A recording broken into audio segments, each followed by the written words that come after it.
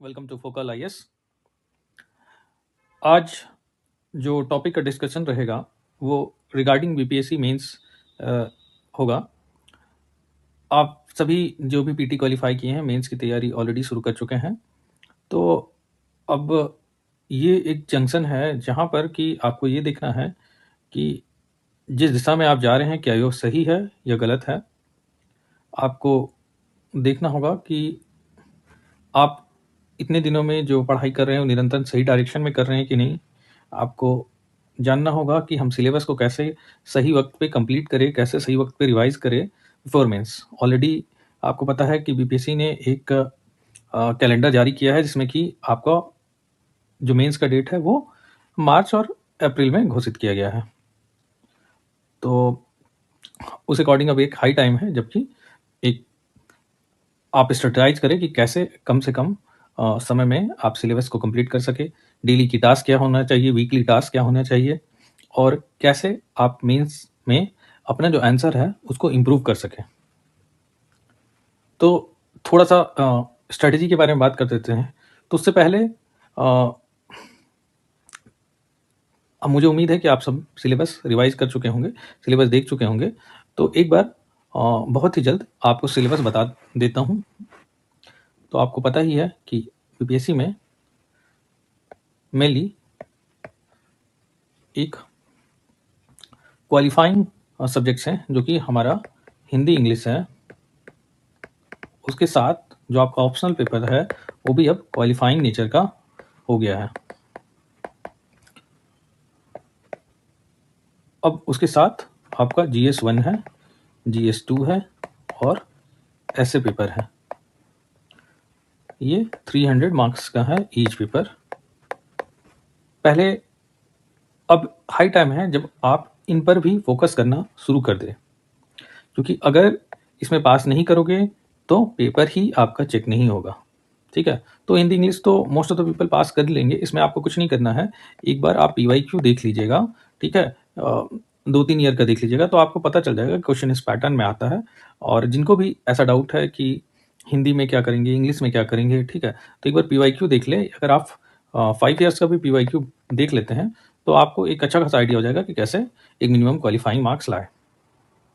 Optional में भी आप अभी तक सबका तय हो चुका होगा कि ऑप्शनल क्या लेना है। ठीक है, ऑप्शनल पेपर को बड़ी ध्यान से लेना होता है और इसमें भी आपने जो भी ऑप्शनल लिया है उसका मैं कहूँगा कि नेट के पेपर सॉल्व कर ले।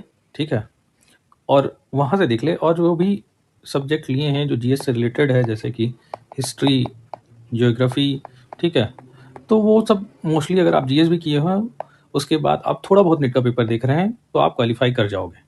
और जो प्योर वैसे सब्जेक्ट लिए हैं जैसे सोशियोलॉजी, एंथ्रोपोलॉजी, वो तो नेट का एक बार जरूर ही देखें।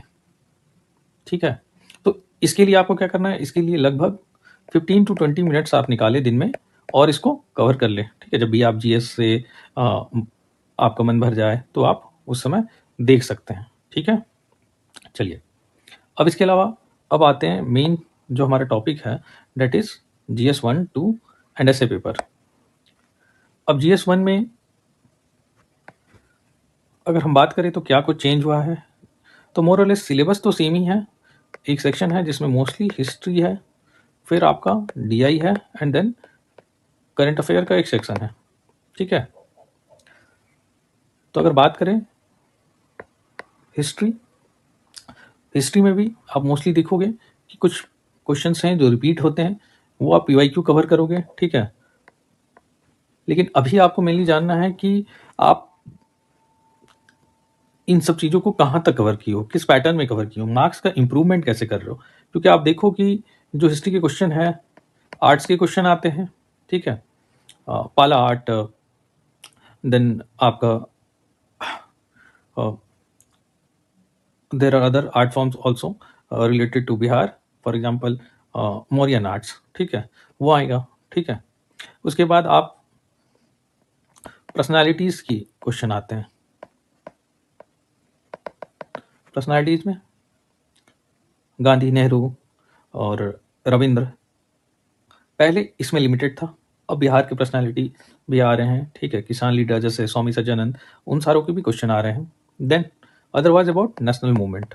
ठीक है, तो नेशनल मूवमेंट से भी क्वेश्चन आ रहा है। ठीक है, अब इसमें क्या है कि आपका नेशनल मूवमेंट में तो क्वेश्चन आ ही रहा है, साथ साथ आपको अपने आंसर में बिहार के जो इंपॉर्टेंट इवेंट्स है उसको भी लिखना है, भले ही क्वेश्चन नेशनल का आ रहा है। ठीक है, तो ये सब आपको ज़्यादा ज़रूरी है ये जानना कि इसमें क्या लिखेंगे जिससे कि ज़्यादा मार्क्स आए, क्योंकि आप देखोगे कि जो भी बुकलेट्स हैं जो कि इम्पॉर्टेंट अच्छे कोचिंग इंस्टीट्यूट के हैं, तो देखोगे लगभग लगभग सारा कंटेंट सबका सेम है। ठीक है, तो आप क्या लिखोगे जिससे कि आपका मार्क्स इंप्रूवमेंट होगा, ये आप कैसे जानोगे कि क्या अलग करें? तो यहाँ पर आपको एक गाइडेंस की ज़रूरत है।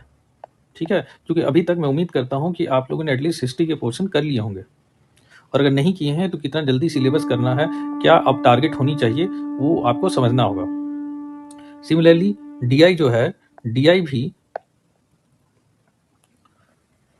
It is about daily practice. ठीक है, तो DI is all about practice, तो इसमें प्रैक्टिस करना होगा आपको, और कोई उपाय नहीं है। ठीक है, करंट, अब करंट में भी अभी टाइम आ गया है जबकि आप टॉपिक को चूज करोगे। पहले आप भले ही रिजल्ट के 10-15 दिन, 1 महीना बाद आपने सब कुछ पढ़ा होगा, लेकिन अब इट्स टाइम कि अब मैं रिफाइन करूं कि दिस इज इम्पॉर्टेंट टॉपिक और ये इम्पॉर्टेंट नहीं है। तो जो बार बार रिपीट हो रहे हैं वैसे टॉपिक बहुत इंपॉर्टेंट हो जा रहा है, जो इंटरनेशनल इवेंट्स हैं वो इम्पॉर्टेंट हो जा रहा है। ठीक है, तो ऐसे सारे इवेंट्स को छांटना होगा और उन इवेंट्स पे ज़्यादा फोकस करना होगा। जियो पॉलिटिक्स जैसे चेंज कर रही है उस अकॉर्डिंग करंट का भी इंपॉर्टेंस चेंज हो रहा है कि कौन सा करंट ज़्यादा इंपॉर्टेंट है, कौन सा इवेंट मोर इंपॉर्टेंट है। ठीक है, अब इस सेक्शन में भी आंसर राइटिंग का इंपॉर्टेंस बढ़ जाता है। क्यों? क्योंकि मोर और लेस जो हिस्ट्री का पार्ट है और जो करंट का पार्ट है वो सबको पता है, लेकिन इसमें क्या अंतर है, क्योंकि किस पॉइंट को आप पहले प्रेजेंट कर रहे हैं। तो इससे क्या होता है, इससे पता चलता है कि बच्चे को कितना क्लियर है। आप एग्जामिनर को एक मैसेज कर सकते हैं कि I am clear about this point, और इसीलिए यहाँ पर आंसर राइटिंग एक इंपॉर्टेंट रोल प्ले करता है। चलिए, तो साथ में आपको ये भी पता चल रहा है कि किस टॉपिक में answer writing is more important, किस टॉपिक में इट इज लेस इंपॉर्टेंट। अब बात करें तो जीएस टू का आपको पता ही है कि ज्योग्राफी एंड इकोनॉमी वाला पार्ट है, पॉलिटी का पार्ट है, and the last part is about science and tech. ठीक है, पॉलिटी का मोर और लेस बहुत चेंजेस नहीं आए हैं, थोड़ा सा क्वेश्चन का लेवल अच्छा हो चुका है, और जो रिपीट होते थे वो क्वेश्चन आज भी हैं। ठीक है, जैसे गवर्नर, प्रेसिडेंट, चीफ मिनिस्टर, ये आज भी इंपॉर्टेंट हैं। ठीक है, बट यहाँ पे ट्रेंड पिक करना जरूरी है। ठीक है, ये लास्ट ईयर क्या क्वेश्चन आया था, उससे पहले क्या आया था, अब क्या कौन से टॉपिक बच रहे हैं। ठीक है, प्लस करंट को भी देखना है, कुछ करंट से तो ऐसा नहीं है कि इंपॉर्टेंट आ जाए। ठीक है, इकोनॉमी एंड ज्योग्राफी मोरलेस, आप अगर बीपीएससी की साइट भी देखेंगे तो वहाँ पे इकोनॉमिक सर्वे का मेंशन है। ठीक है, तो ऑब्वियसली जब ये मेंशन है तो इकोनॉमिक सर्वे से क्वेश्चन आएगा। हाँ, बिल्कुल आएगा। ठीक है, आप देखेंगे इकोनॉमिक सर्वे का मेंशन है, पीआईबी का मेंशन है, योजना का मेंशन है। तो क्यों मेंशन है? क्योंकि they are suggesting you to read this magazines और दिस टॉपिक्स। ठीक है, यहाँ से आप टॉपिक पिक कर सकते हैं। तो इन अ वे अगर इकोनॉमिक सर्वे से क्वेश्चन पूछता है तो क्या गलत करता है? नहीं, वो तो आपको सजेस्ट कर दिया। इवन पीवाईक्यू में क्वेश्चन हैं। फिर लास्ट चीज है आपका science and tech. Science and tech, अब आप देखोगे कि टेक वाला पार्ट मोर और लेस मोर इंपॉर्टेंट हो गया, और जैसे ही टेक का पार्ट इंपॉर्टेंट हो रहा है तो साथ में related current affairs become important. अगर बायोटेक से पूछा है तो क्या सिर्फ प्लेन बायोटेक आंसर में लिखोगे? नहीं, आप वहां के करंट भी डालोगे। ठीक है, तो मोर और लेस जो सिलेबस आपको पता था उसी सिलेबस को मैंने बताया कि आपको कैसे कैसे प्रोसीड करना है।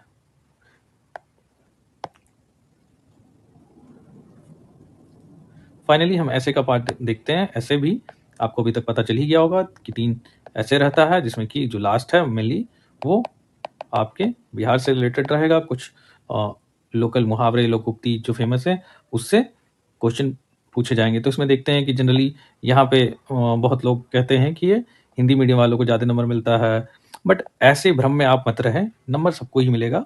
हाँ, थोड़ा सा ये है कि जो मेजॉरिटी इंग्लिश मीडियम वाले हैं वो जो लोकल मुहावरे हैं उनको पिक सही से नहीं कर पा रहे हैं या कुछ वजह है, बट अगर आप थोड़ा-सा जो आपका ऑप्शन मिलता है उसमें से कोई एक अच्छे से पिक करेंगे, तो आप कर सकते हो, इसमें भी बहुत अच्छा नंबर पा सकते हो। तो यहाँ पर मोस्ट इम्पोर्टेंट चीज़ है कि how you pick the right essay, ठीक है? तो ये चीज़ भी आपको सीखना पड़ेगा, ठीक है? जो लोग हमसे पहले से जुड़े हुए हैं, उनको हम बहुत सारे टिप्स दिए हैं कि कैसे राइट एसे को चूज़ करना है, ठीक है? तो मोर और लेस अब जो है, आप समझ सकते हो कि आपको क्या ज़रूरत है। एक कंटीन्यूअस गाइडेंस की ज़रूरत है।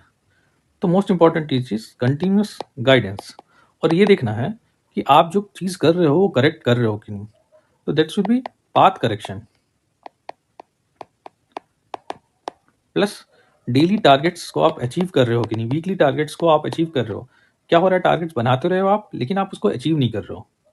तो इट इज़ लाइक आपको एक मेंटर की ज़रूरत है, प्लस आपको ये कह सकते हो कि इम्प्रूवमेंट कोच की ज़रूरत है, जो आपको आपके आंसर राइटिंग को इम्प्रूव कराए, आपकी वे ऑफ थिंकिंग को इम्प्रूव कराए, आपको गाइड करे कि आप टारगेट अचीव कर सकते हो, कितने टाइम दें, ठीक है? इन सारी प्रैक्टिकल इश्यूज़ को सॉल्व करने के लिए जो लोग हमारे साथ ऑलरेडी जुड़े हुए हैं, उनका जिनका भी यूपीएससी पीटी हुआ है, उनको तो हम गाइड कर ही रहे हैं। पर अदर देन दैट बाकी लोगों के लिए भी हम एक नया मेंटरशिप कम मार्क्स इम्प्रूवमेंट प्रोग्राम लॉन्च कर रहे हैं, जो कि बहुत जल्द शुरू हो रहा है, और इसका डिस्क्रिप्शन आपको लिंक पे मिल जाएगा। You can easily join this, क्योंकि this will be first of its kind, जो कि आपको पहली बार ये यूनिक फीचर मिलेगा, और आप जुड़ के अच्छे से मेंटरशिप प्लस मार्क्स इम्प्रूवमेंट के लिए फोकस कर सकते हो, ठीक है? इसमें आपको टारगेट्स दिए जाएँगे, daily and weekly targets, plus जो टास्क है, टास्क आपने किया, कैसे किया, कहाँ पे वीक रह रहे हैं, कहाँ पे अच्छा स्ट्रेंथ हो रहा है आपका, इन सब की एनालिसिस की जाएगी, 1 टू 1 सेशन लिया जाएगा, एंड देन आपको सजेस्ट किया जाएगा कि आपका इम्प्रूवमेंट किधर हो सकता है, कहाँ पर और मेहनत करने की ज़रूरत है, किस चीज़ को आप थोड़ा लाइट ले सकते हैं। This will be a very specific 1 and 1 sessions. तो जिनको भी इसके बारे में आइडिया लेना है, वो हमारे डिस्क्रिप्शन में दिए गए नंबर, और आप कमेंट पे भी अपने क्वेरीज को डाल सकते हैं। Thank you very much. Have a good day.